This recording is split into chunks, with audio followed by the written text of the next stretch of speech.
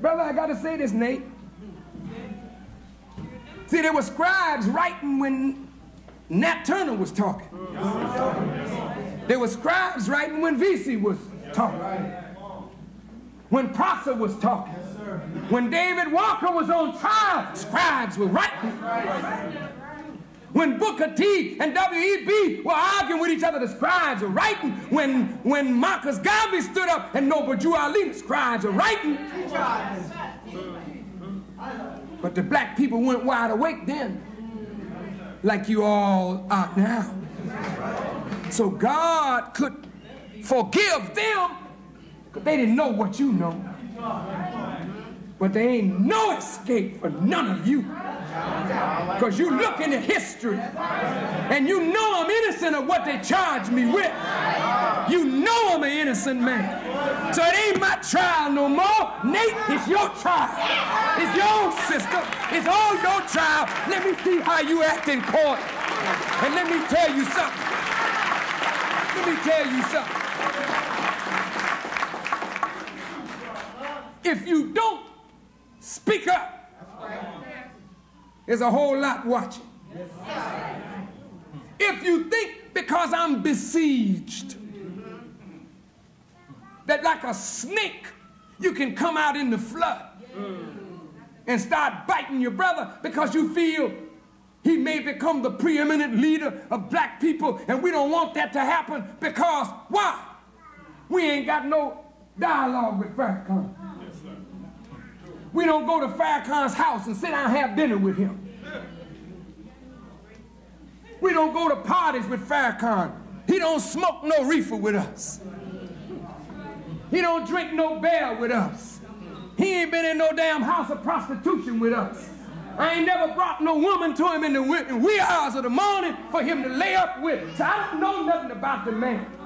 He ain't connected with me, so I don't want him to get no power because he's independent of all of us. Because he make his way in the world and he don't beg us for nothing.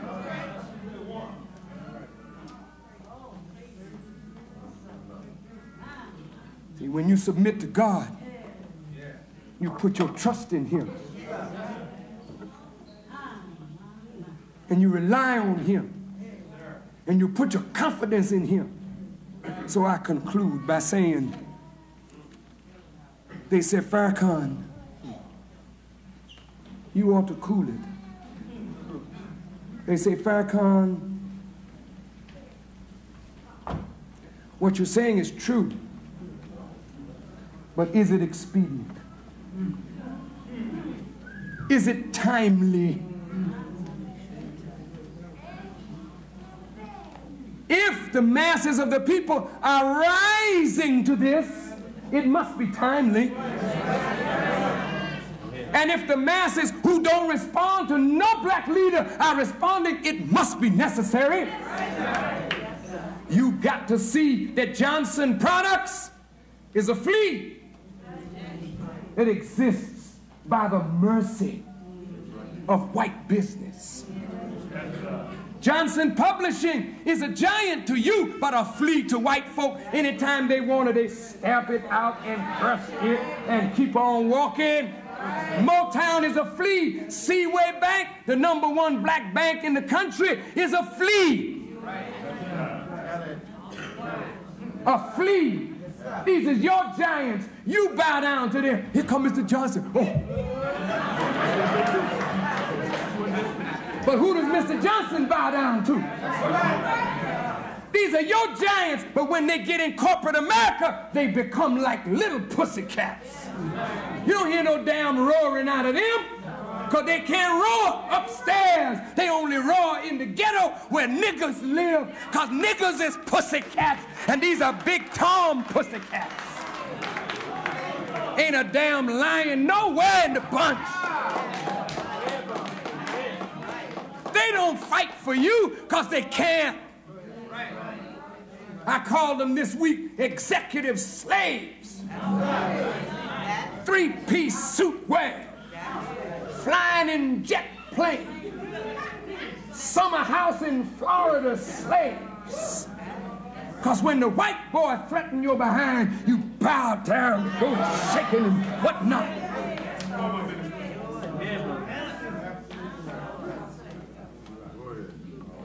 And you know what they're there for? Mr. Johnson, Motown, Seaway, Independence, Carver, all black businesses exist at the mercy of whites to teach middle blacks the lie that the system works. And as it worked for us, it will work for you. And these men are calculated to become big niggers. That's in their calculation. They have big nigger category. And they roll the dice and your name comes up. We're going to make you a big nigger. That's what they did overnight. They said, we're going to make the refrigerator. Overnight. Look, that's a big, wonderful brother, isn't he? But I feel sorry for the brother. Because when he don't make it, if he drops a ball in the end zone during the Super Bowl and they lose it, then they're going to eat refrigerator up. And then all this publicity that helped them to be the #1 talk of the nation, showing you that white boys can make you when they want to make you, break you when they want to break you, except you're made by God. They are hurt now because they allowed me to television. They are hurt now because they tried to break me so far they can't do it. And by the help of Allah, they won't. And so I say to you, it is better that I speak and let the pressure be put on Mr. Johnson and on other blacks so that you will not be deceived, thinking that there are any giants out here. The giant is white folks. Now, you know, I say this and got to go. There was a giant in the days of David. His name was Goliath. And the giant was so bad till all Israel shook and trembled because of the giant. But God impressed on David faith. Faith. Not logic. Faith. See, logic means you must be practical and pragmatic. Safe, yeah. Safe. Above all, safe. So if we dealt with logic, we wouldn't even start. Because logically, we can't do nothing against white folk. My brother told me yesterday that the Jew is 4 things. He's the ultimate in organization. He's powerful in terms of money and the ability to inflict pain. He's wicked and he's sick. He's all 4 of these things. So the subtle suggestion was, Farrakhan, you need to reassess what you're doing with a man that's the ultimate in organization, powerful, sick, and wicked. If he's all of that, he's the devil.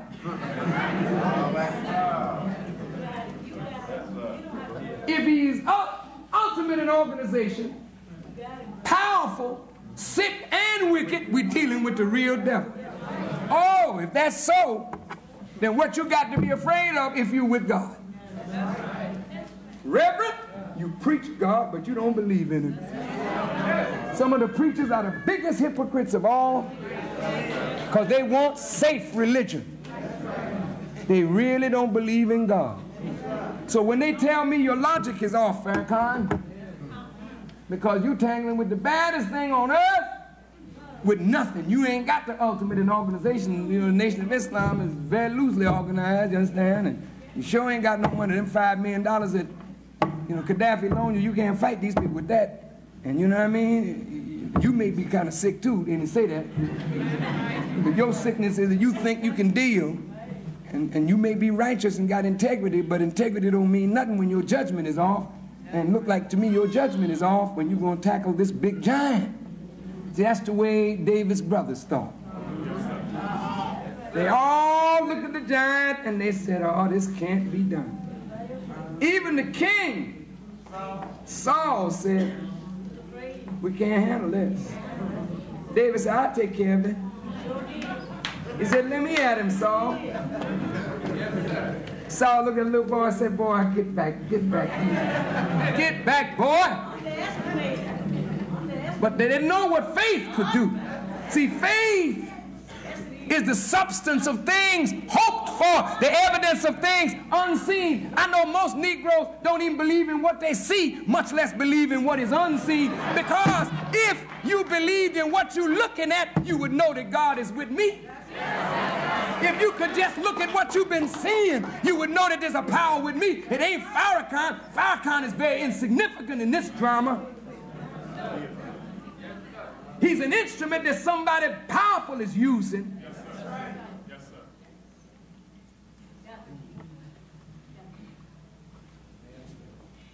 So David finally, Saul said, you think you can get him? And David said, yeah, I think I can get him. He said, well, try on my stuff. Here, look. Take my sword, David. Try on my armor. David tried it on. He said, no, this ain't going to work for me. Brothers tell me, you got to wear a gun. You got to buy you your peace, man. You got to load up and get ready. This thing is going to get hot. I said, I can't use that stuff. I just picked up 5 smooth stones from a brook and my little slingshot. And I'm aiming for the head. Go ahead. That's right. And the head is the Jew. He's the head of this thing. And the thing that I'm fighting him with is these words. Bismillah ar-Rahman ar-Rahim. In the name of God, the beneficent, the merciful.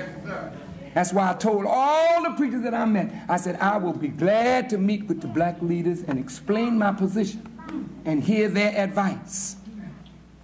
But if I don't take their advice, and I don't think I will, because the faithless cannot advise the faithful.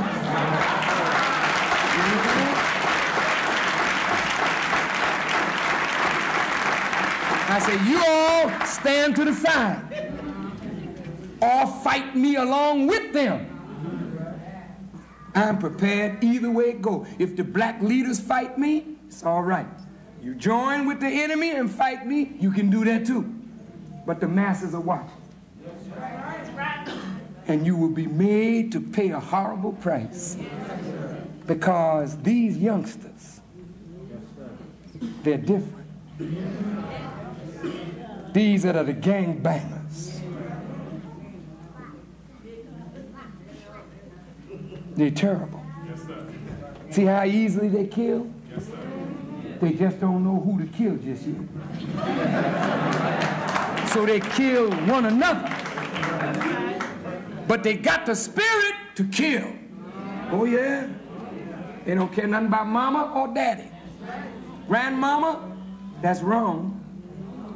But that's your spirit. Yes, sir. Well, I'm going on with this struggle. And I believe with all my heart that I'm going to be the winner in the name of God. And even though you may back away from me now because of a little fear, when you see God making me victorious over my enemies and yours, you can sneak out from behind the bush, wherever you hiding, and get a little courage and stand up like a real man and a real woman. I've never been your enemy. I have always been the friend of black people, whether you agree with me or disagree with me. Nate Clay has written articles disagreeing with me. I love this man like my own flesh and blood brother. Because I love a man that got the courage to say what he really believes is right. Because that kind of man can help me to perfect myself. Yes, man, no man needs. Do we need a yes person? No. But if you tell me that I shouldn't go forward in this struggle, I would ask you, what would you have me do? Would you have me call a press conference tomorrow and say, I'm sorry?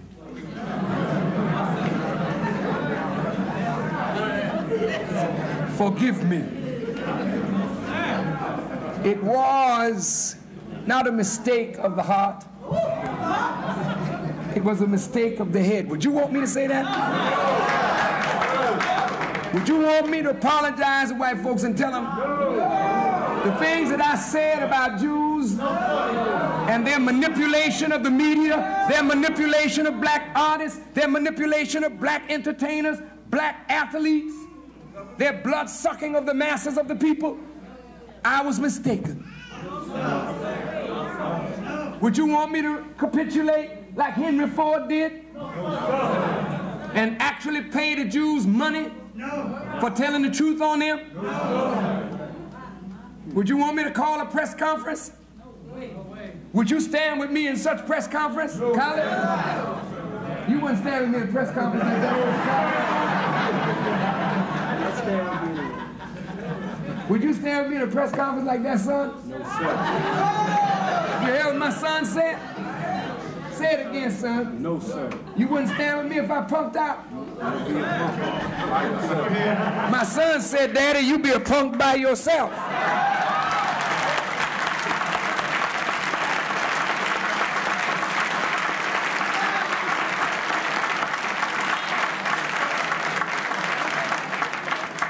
That's the way I trained him. I trained him, if his father's right, go along with your father. If your father's wrong, you can't go along with him in wrong. Why should he go with me to my death? No, brothers and sisters, this ain't no tactic, no strategy. Unless God himself revealed to me that I should do that, I ain't never gonna do that. Never. And if all of you said either you do it or we walk away, we close the final call building tomorrow. Because hell, I was at peace before I met you. And I will be at peace after I leave you if you gonna punk out too. Say, well, we may get killed, but you're gonna die anyway. That ain't no big thing.